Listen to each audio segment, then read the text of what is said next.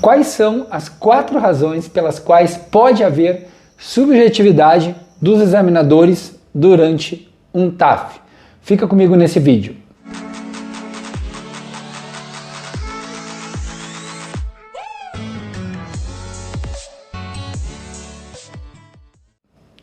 Fala galera, tudo bem? Meu nome é Cristian Moraes Duarte, bacharel em Educação Física e especialista em TAF. Então já convido vocês a se inscreverem no canal, me apoiarem, me ajudarem a chegar nos 50 mil e também a curtirem esse vídeo, que é um vídeo certamente exclusivo nessa parte de TAF. Né? O meu canal é muito detalhista na área do TAF e eu te peço somente a tua inscrição. Vamos lá, vamos falar de 4 razões pelas quais pode haver, né, a subjetividade. Muitos alunos reclamam da subjetividade dos examinadores. Porque assim, professor, os instrutores que aplicaram o TAF não era profissional de educação física, né? Eram pessoas contratadas, não tem CREF, não tem nada. Aí cada instrutor cobrou o abdominal do seu jeito. Pô, aí você vê o vídeo dos candidatos lá, cada candidato fez de um jeito diferente.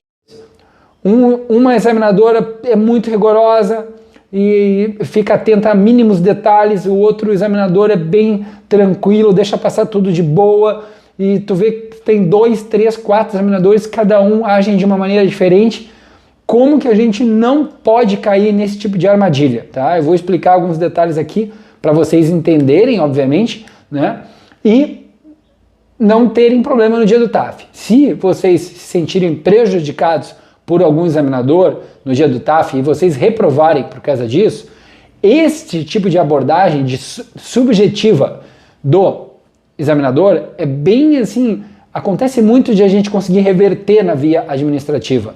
Tá? Eu elaboro recursos administrativos, então se tu vier a precisar, vamos torcer que não, né? Que vocês estão chegando nesse vídeo, vão entender essas questões e vão chegar preparados. Mas se precisarem de mim, eu trabalho com elaboração de recursos. Também já indico um advogado top, excelente na área de concurso. Tá? O Instagram dele é excelente, vocês podem seguir, vocês vão gostar. E ele também tem um canal no YouTube, é o Dr. Aguinaldo Bastos. Para mim, um dos melhores do Brasil na área de concurso. Ele trabalha especificamente na parte de concursos. Então, pessoal, vamos direto ao ponto aqui, falar das 4 razões pelas quais há subjetividade, né? Pode haver subjetividade dos examinadores no dia lá do TAF.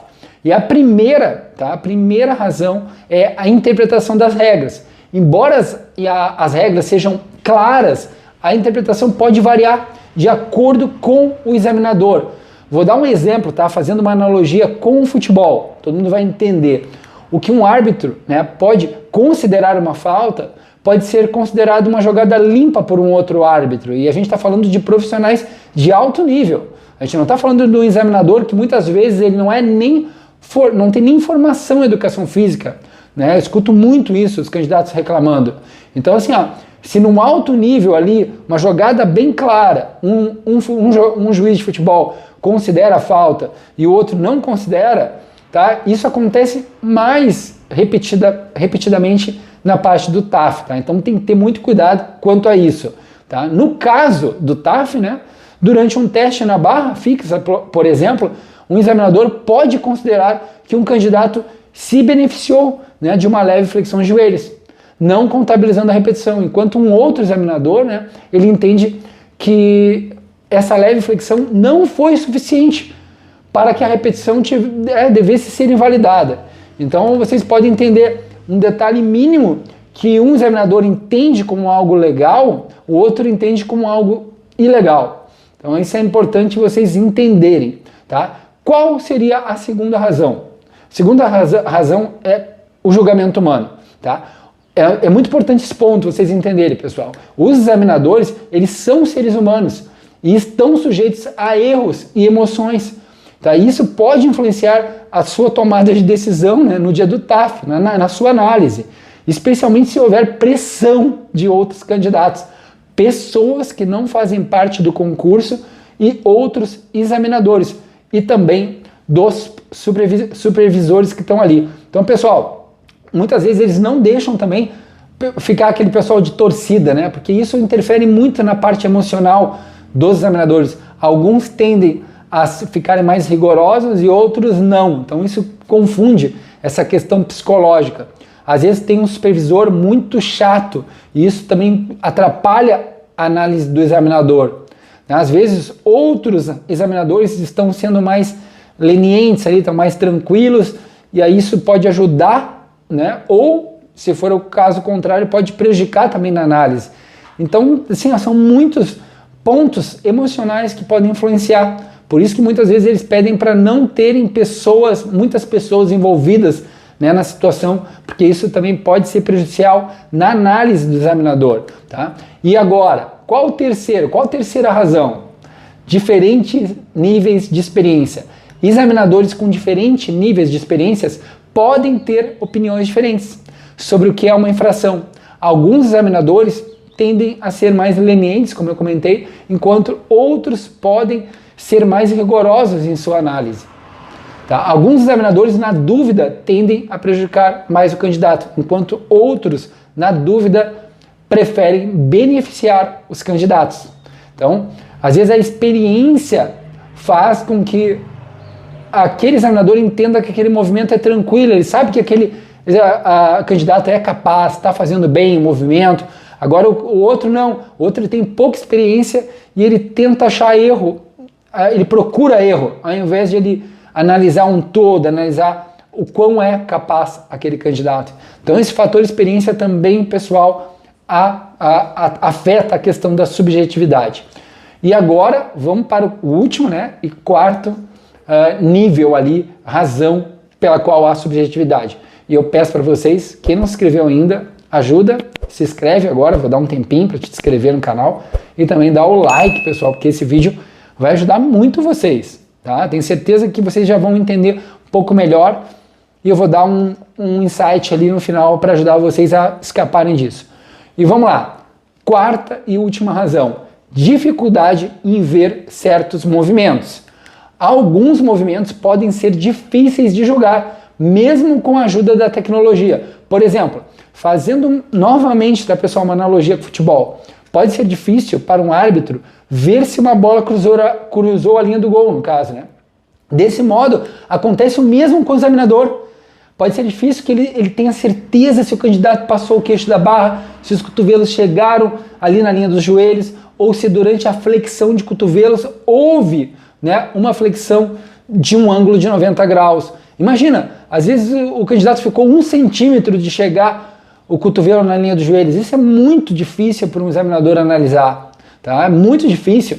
Também se ele fez 90 graus, ou se ele fez 85 graus, ou se ele fez 95 graus. Então é algo muito difícil de ser analisado, pessoal. Se o queixo passou a barra ou não, se faltou meio centímetro. Então essa dificuldade tende, né, alguns examinadores a prejudicarem mais alunos.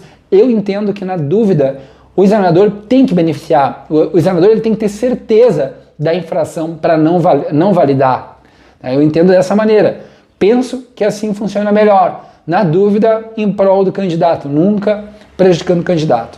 Tá bom? Vamos lá, vamos fazer um breve resumo bem simples, tá? A subjetividade nos examinadores pode ser influenciada por várias razões, incluindo a interpretação das regras, o julgamento humano, nível de experiência e dificuldades de ver certos movimentos.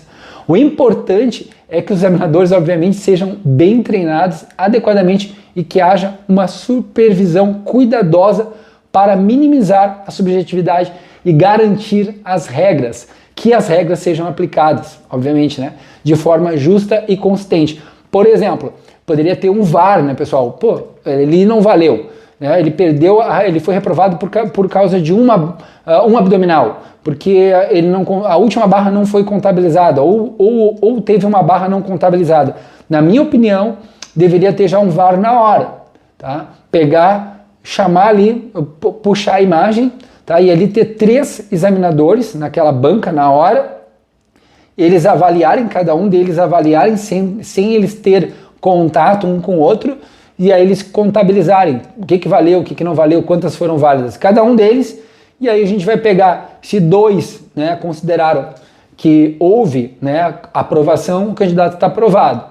Então ele ganha por quê? Porque existe um VAR, o VAR tu pode pausar, tu pode olhar a imagem com calma, é diferente de fazer isso na hora, é difícil às vezes para um examinador na hora de decidir tudo isso. Por isso que eu digo que ele tem que ser muito mais em prol do candidato. Entendam? Vocês entendem o que eu quero falar, né? Então é isso, pessoal. Treinem bem, peguem análise. Eu trabalho com análise de TAF, então de exercícios. Então se tu quiser aqui mandar um vídeo para mim, eu vou verificar se a tua execução está padrão, está correta, de acordo com o teu edital. Então é só chegar e entrar em contato comigo que eu explico como que funciona esse trabalho. É bem simples e aí vocês vão chegar muito mais seguros no dia do TAF. E se vocês replicar o que eu vou dizer para vocês replicarem no dia, tá? Vocês não vão ter problema em perder execuções, tá? Isso é muito importante, porque às vezes o candidato ele acredita que ele está fazendo corretamente. E às vezes só gravando um vídeo dele, ele mesmo olhando um vídeo, ele vê que tem coisas, tá estranho isso. Porque tu fazer e tu gravar e ver é totalmente diferente. Então também fica essa dica, beleza? Espero que vocês tenham gostado do vídeo. Curtem, compartilha, deixem um comentário e até a próxima. Valeu, galera. Um abração. Falou!